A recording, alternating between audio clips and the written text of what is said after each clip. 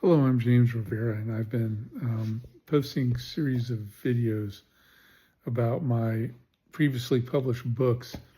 I'm doing this because I have perhaps as many as 4 books coming out over the next year to year and a half. So I want to talk about my previous publications while I still have the chance before I get caught up in all of that.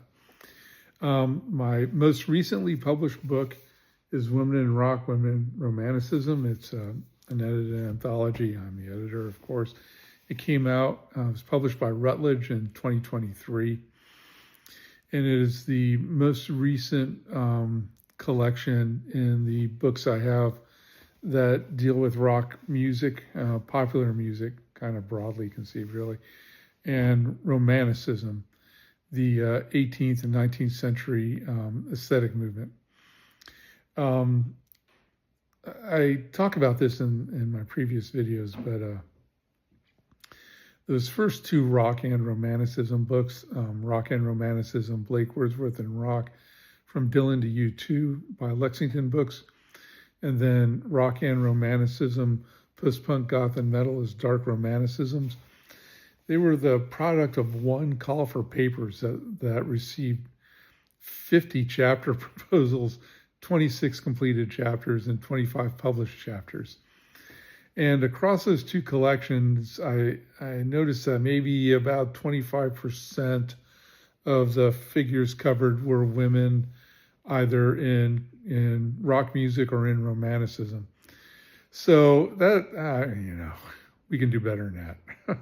So I committed to publishing a book just about women in rock music and women in romanticism. Now, I want to clarify that, though. This isn't like a simplistic pairing of contemporary women musicians with comparing them to women romantics, okay? The discussion of the contemporary woman musician is like the focal point of the each individual chapter, and then the connection with a comparison to, or usually actually defining the contemporary woman as a romantic by bringing her into conversation with 18th, 19th century literary products is driven by the contemporary rock star herself. I don't know if I should say this, but in one early reader report with a different press, one of the readers actually said that I can't believe these women actually read the Romantics. What a condescending, idiotic, and factually incorrect thing to say. Kate Bush was a reader of the Brontes. She didn't just record a song called Wuthering Heights. I'm pretty sure she read the book. And Patti Smith was president of the UK Blake Society and has her own collection of Blake's poems out there. Marianne Faithfull, when she was discovered at a party in England hanging out with Mick Jagger, a record executive just thought she was beautiful, and she could be a model, and figured even if she couldn't sing, they could put her face on the cover and it'd still sell albums. But she could sing. But she was planning to go to Stanford to study philosophy. So, these women read. They read. They're well read. And we allow the contemporary women to choose and reflect any influence that they want. Okay, so it's not a neat little women in rock, women in romanticism. The women in rock are kind of driving the discussion of the chapter, and romanticism is used to help us understand romantic literary products and others, to help us understand how the women in rock today are carrying forward the legacy of Romanticism. So I had to do this because I wasn't happy with the coverage of women in the first two rock and romanticism books. They were there. 25%, isn't bad, but I guess I'm glad it wasn't closer to 50 because I made 50%, because I may not have done this book. And I'm glad I did this book. It's great. The contributors frequently with all these collections, almost everybody emails me at one point saying, I'm really having a lot of fun with this. So I hope that means you'll have fun with it, even though it's serious scholarship, okay? The contributors are doing significant work in Romanticism in the 18th and 19th century. It is these essays, these chapters are serious scholarship, but they had fun with it too. So I'd like to invite you to have fun with it. I dedicated the book to my daughters, Bethany, Becca, Grace, and Zoe. After I have a really short introduction to the collection that mostly just sets up the context, which has been pretty well established by the three previous books, and then leads into a discussion in chapter 1 of Are Women in Rock Also Women in Romanticism? And that's a complex discussion. I mean, the status of women romantic or women writers of the 18th, 19th century as romantics is very much subject to debate within feminist scholarship today. And the one word that keeps coming up is ambivalence, mixed feelings, because Romanticism is initially conceived as the big six who are all male. And the thing about these romantics is they had some very initial big six romantics, very forward-thinking ideas about women, but at the same time had some ideas that weren't. I'm not going to say that the big six were liberatory in relationship to women, but I'm not going to say they were purely misogynist either. The reality is more complex than that, and that is why feminist scholarship on Romanticism, as of the time I had done reading in it for writing my chapters in this book, was deeply ambivalent about calling women writers romantics. And I try to contribute to that discussion. So that's chapter 1. Chapter 2, Rebecca Nesbitt, Jane Williams, Rolling Stone, Reconstructing British Romanticism's Guitar Goddess. I can call her Rebecca. I know her, okay. She's doing some really, really cool work. In case you didn't know, Percy Shelley, the great Romantic poet, gifted a guitar to Jane Williams, who was also a friend of his wife, Mary Shelley, and she became somewhat infatuated with her after Percy's death, I get the impression. And Jane Williams was, by the standards of her day, something of a wild child. And that's appropriate to receiving the gift of the guitar. So Rebecca goes over the history of the guitar and the reputation of guitar players. And in the 17th, 18th, 19th centuries, and they're freakishly similar to that of rock musicians today. If you play guitar, you're kind of suspect. And this guitar was like a one-off thing. It wasn't just like off the shelf, if such a thing could be said. It was built specifically for her, and it's at the Bodleian Library in Oxford.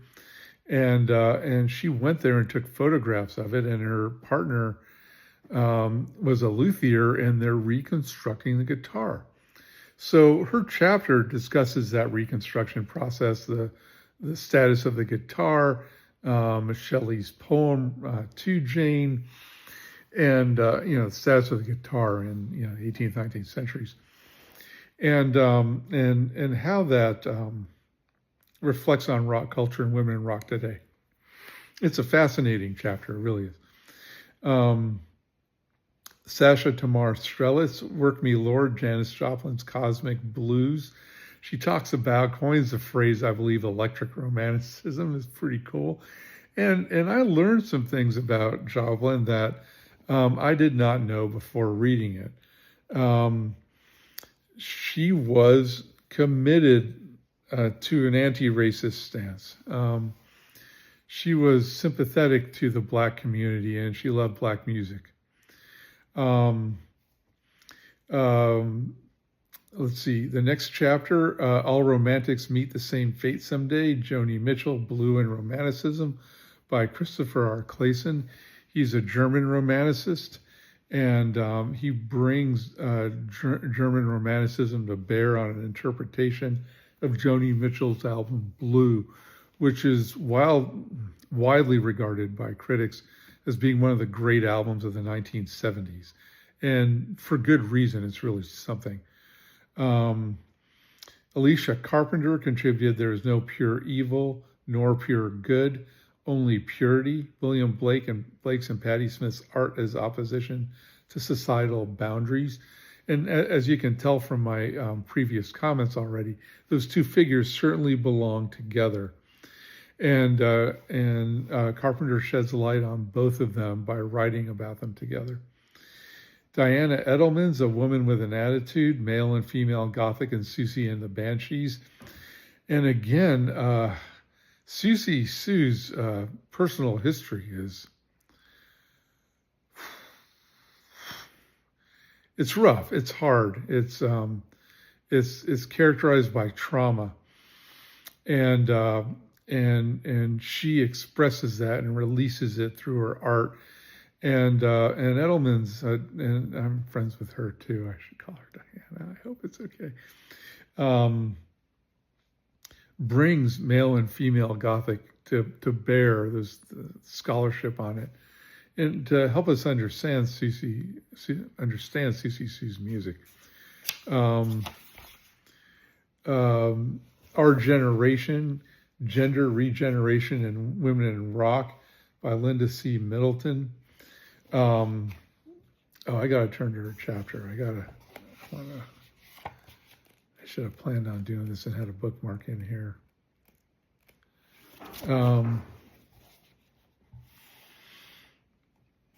She uses Sayer and Louvie's Romanticism Against the Tide of Modernity, like many other authors in all of those books, which gives the books a certain coherence.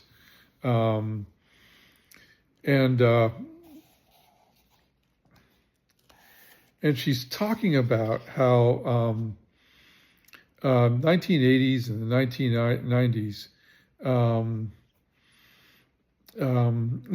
as we know, rock music is a male thing. It's a skinny little white boys club.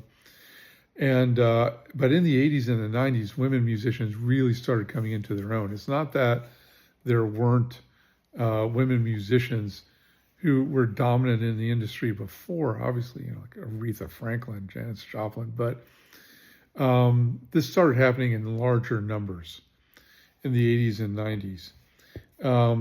And she believes that this time period is particularly romantic for these women authors who express a worldview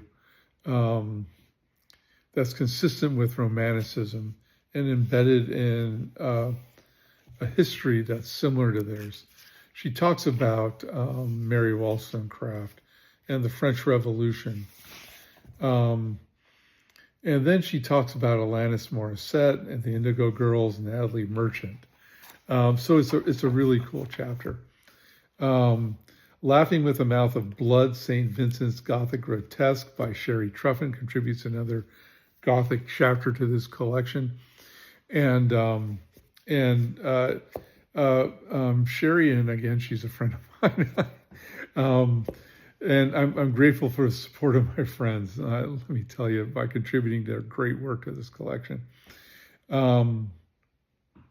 She's a a significant scholar of Gothic literature, and she introduced me to St. Vincent's music, which I am grateful for.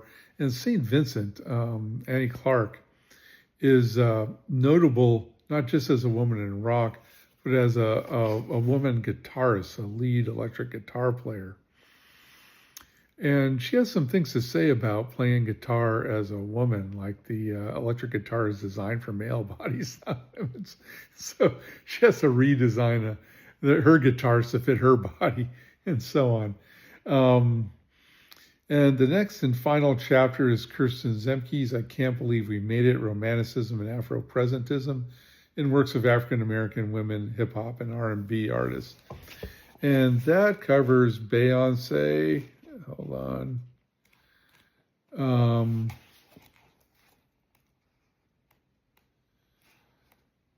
Yeah, there's a lot of references here. Hold on. That covers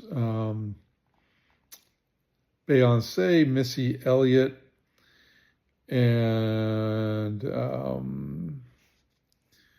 Erykah Badu's, particularly the video for her 1977 debut single, On and On.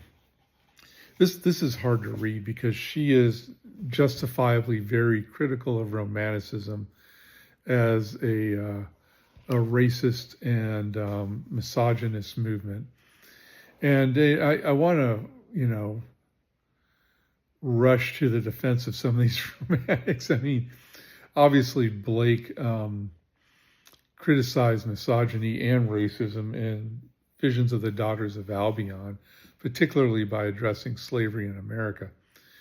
And he was very anti-slavery.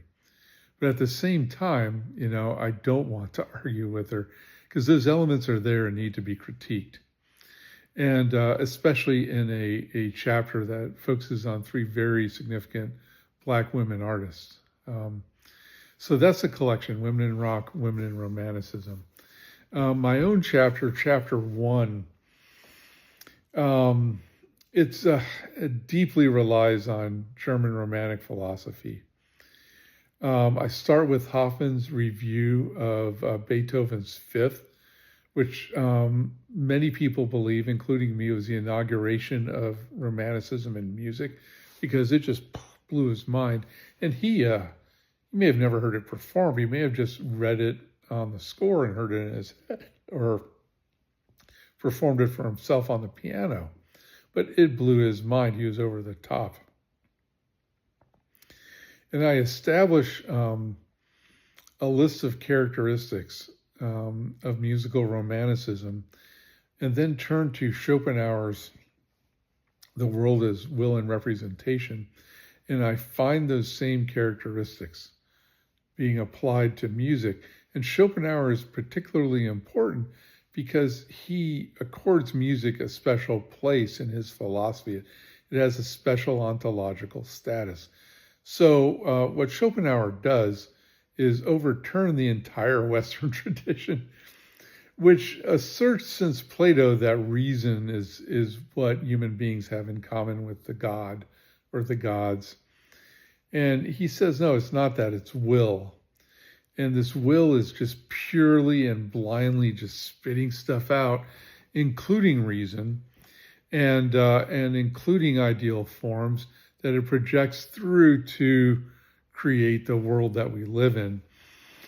However, music has a special ontological status in Schopenhauer, in that it is a direct expression of will without having to be mediated by ideal forms. Okay. Now, Schopenhauer was a raging, irredeemable misogynist. There's just nothing to be done about him. But the thing about his philosophy, given the history of Western discourse about women, is that it actually privileges women and elevates them to first place, in a sense, by associating, the core, the essence of the divine, if you want to call it, with will instead of reason, because women traditionally have been put on the side of will. And So, against his own will, he gave women first place in philosophy. And I bring that ontological status granted theoretically to women through Schopenhauer's philosophy, through music to women romantics and then women musicians. So my chapter is very philosophically dense, but I use all of these connections to bring women in rock together with Romanticism, with women in Romanticism, and with male romantics. It was a really interesting chapter for me to read and write, read for and write. And it has the potential to change the discourse about Romanticism, but we will see, over time. So that is it. That's my seventh and most recent book, Women in Rock, Women in Romanticism, by Routledge, published in 2023. Please consider ordering it for your university library or your local library or even for yourself. Thank you and have a good day. And future videos are going to be talking about my upcoming projects, which are really, really interesting. Thank you.